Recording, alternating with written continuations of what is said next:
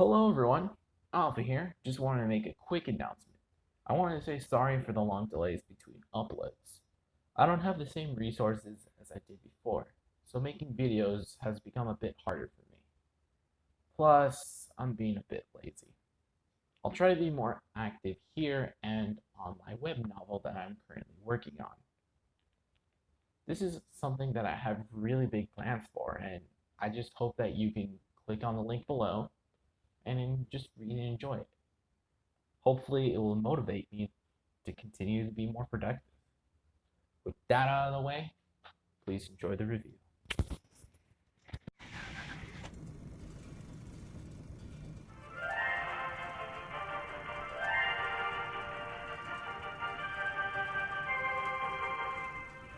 I am Andrew Ryan, and I'm here to ask you a question.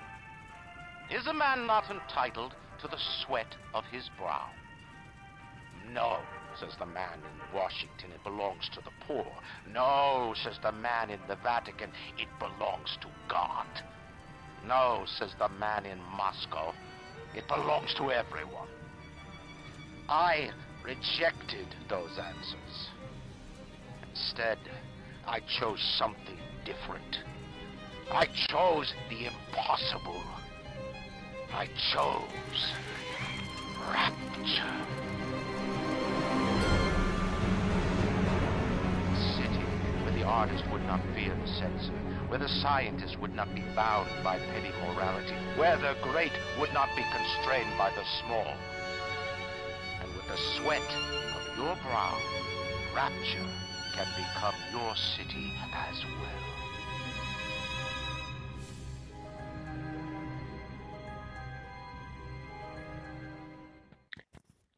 BioShock is one of the most artistic and influential video games of all time. There's no argument there. It sits at a 96% on Metacritic. It's highly ambitious in its atmosphere, characters, and story. But why is it so revered? Let's take a look then, shall we? Now would you kindly get in the bathysphere, get some snacks, and watch. Before we step into a submarine and enter Rapture, we first must take a look at the development and influences of BioShock. Before there was a BioShock, there was a System Shock. System Shock was created by Looking Glass Studios and featured many elements that would later be implemented into BioShock. First-person shooter gameplay? Yes. Audio logs that expand on lore and story? Check. Hacking? Yes. Ammo types? Absolutely. It's System Shock 2 where things start to look very familiar, with RPG elements and the introduction of psychonic powers that help supplement gunplay. System Shock 2 was made by Ken Levine and Irrational Games, who would later go on to make BioShock 1 and its prequel, BioShock Infinite. Despite critical acclaim at its release in 1999, it failed to reach sales expectations, and soon the cyberpunk-themed System Shock series would fall into intellectual limbo. But that didn't stop Levine. He wanted to make a third System Shock game. After working on games such as SWAT 4 and Freedom Force, Levine would soon approach Electronic Arts for a possible System Shock 3, but EA refused, stating the series' poor sales and the property was just not worth it for them. However, the team continued and wanted to continue making this project, so they turned to 2K Games to publish their new project. However, midway through development, System Shock 3 would later become its own title, BioShock.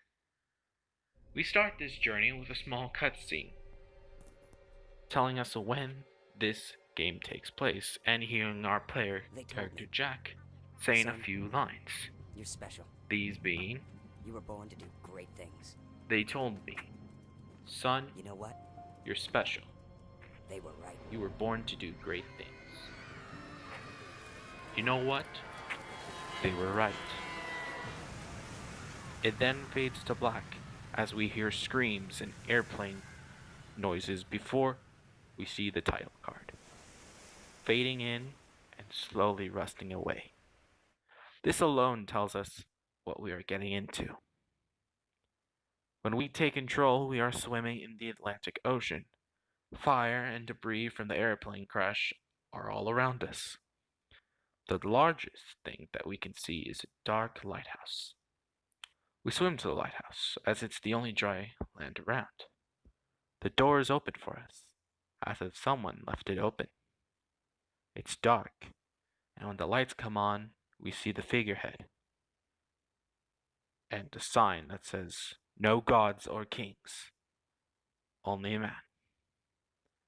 This figurehead is Andrew Ryan, and he'll be a pivotal character, but I'll talk more later. As we make our way down, we find a small submarine is waiting for us.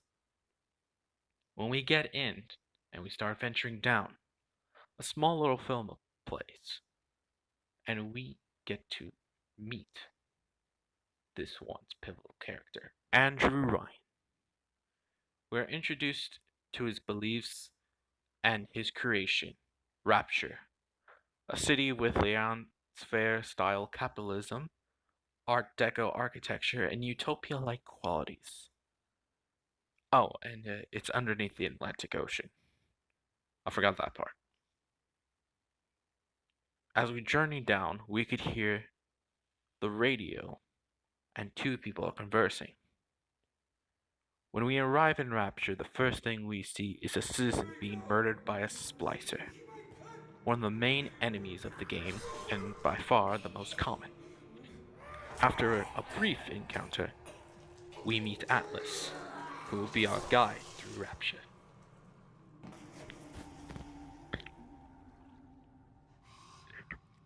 Atlas is our helping hand, and he gives a brief explanation on what happened to Rapture. He mentions that he is trying to get his wife and newborn son out of Rapture, but he needs your help. Now, one important thing to keep in mind is I played BioShock for this review on the PS3, and I played a little bit on the PC.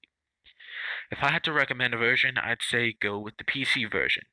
It allows for a quick weapon transition on the fly. The firing trigger on the mouse is way more comfortable than on the PS3, where it's set it to the R2 and L2 buttons, which are not ideal for a shooter on the PlayStation 3. But that's my opinion. Now for gameplay, the main meat of this game.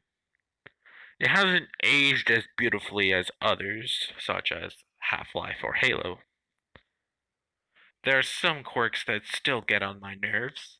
One being putting away weapons just to use your magic powers, aka plasmids, is annoying. And the plasmid refill animation seems to happen at the worst possible times.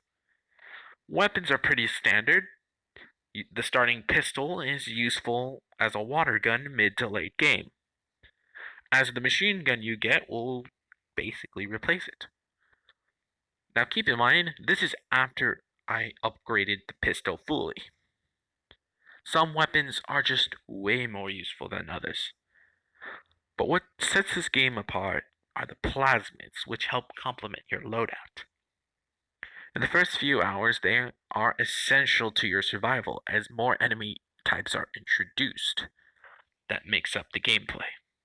The starting plasmid is Electrobolt, which uses way too much Eve, which is your magic bar that lets you use plasmids. You can only use it about 2 to 3 times before you need to refill with that goddamn refill animation. Incinerate is okay. Winter Blast is good for a while, but if you kill Splicer while you're using it, guess what?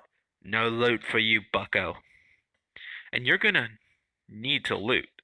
The entire game, you'll always be starved for bullets. So, looting and searching is a must, which helps exploration and getting to know the world of Rapture. because you'll be just forced to go through it all out of necessity.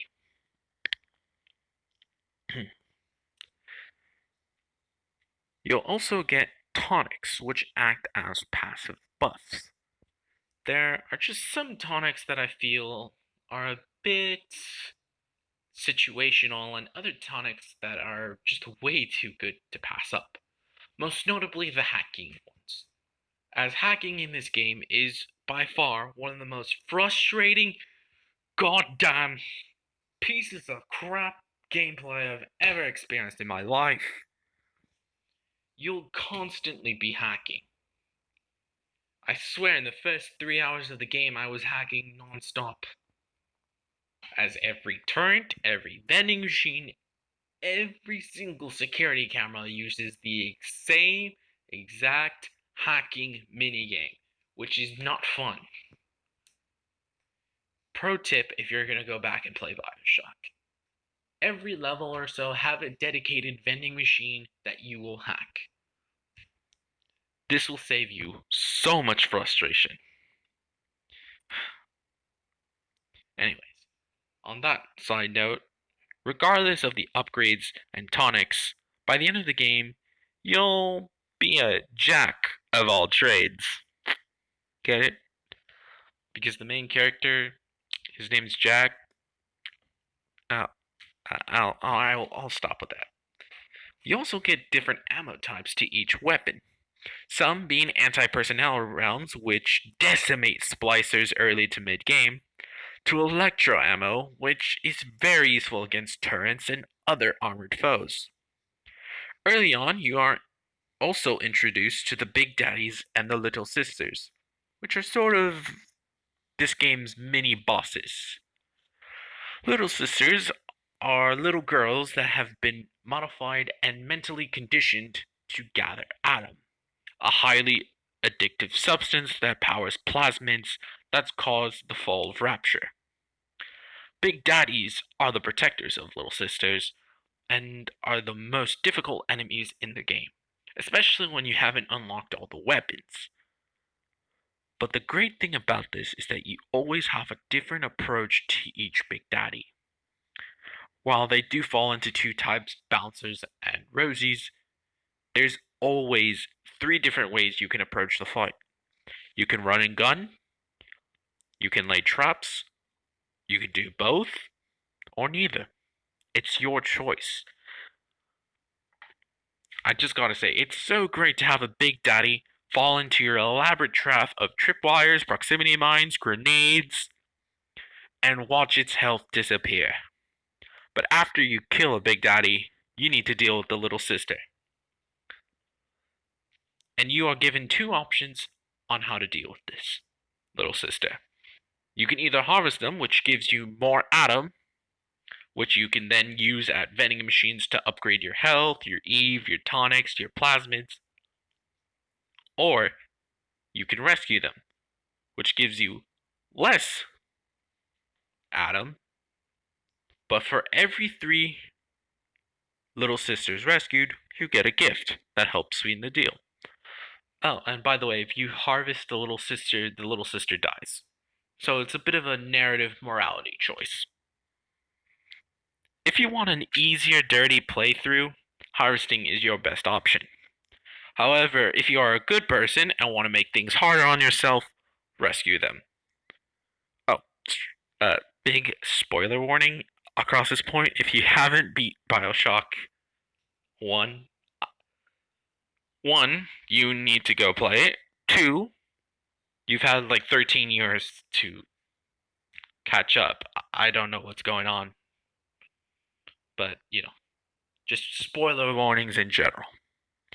As things progress, you eventually meet Ryan face to face, as Ryan has been the one who's been sending splicers, security cameras, turrets after you, trying to kill you. But when you meet the man himself, he relays some of the most greatest twists.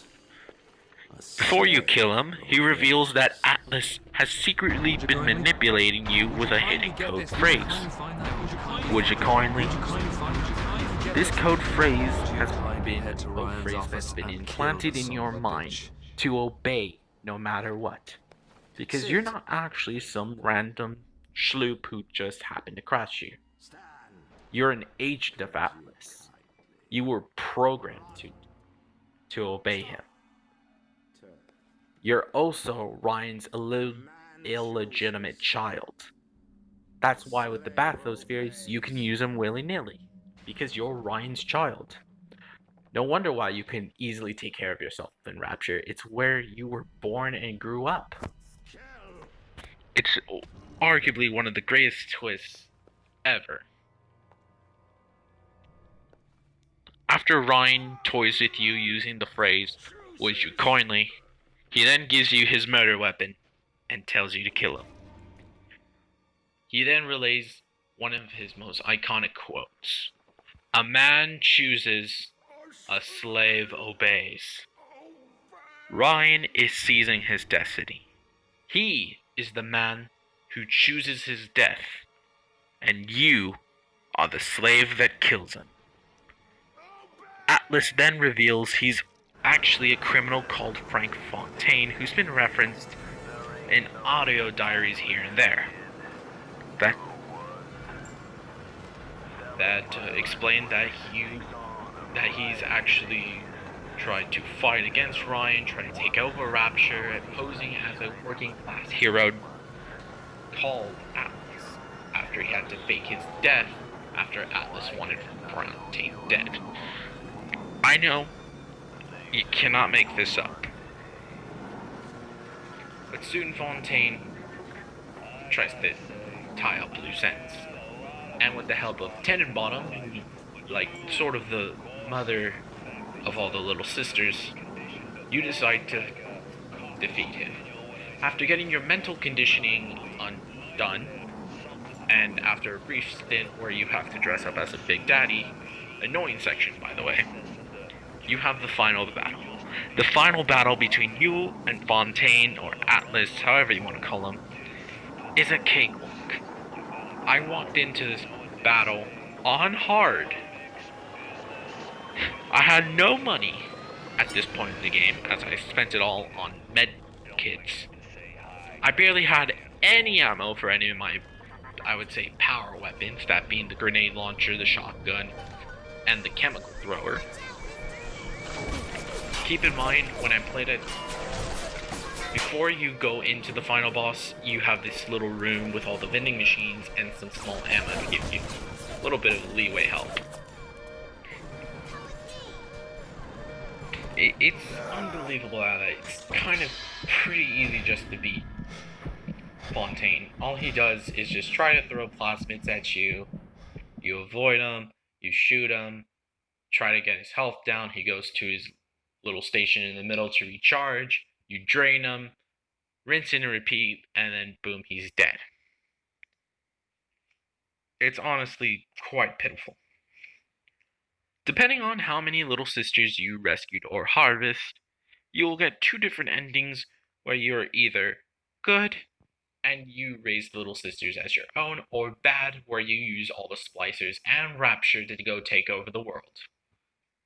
You be the judge on which one is the cooler ending. Regardless of the little gameplay quirks and frustrating annoyances, this game is still appreciated. You can still play this game and probably have a good time. I would say, as of technical issues, I only ran into a few glitches, some minor bugs, and I did have one soft lock where an enemy splicer was trapped on another side of a locked door, and if I couldn't kill it, I couldn't progress. But besides that, it runs pretty decently. BioShock is a cornerstone of gaming. It solidified 2K Games and Kevin Levine, and would go on to spawn two more sequels, an HD remastering collection, and hugely amounts of conspiracy theories. But regardless of everything it's done, it's still just the spiritual successor to System Shock 3, and a game that almost anyone can appreciate. BioShock is an 8.5 out of 10. I highly recommend it, and that is it. So, will you be a man who chooses, or will you be a slave who obeys? Let me know down in the comments which game or movie or anime or book that I should review next. Ladies and gentlemen, this has been Alpha, signing off.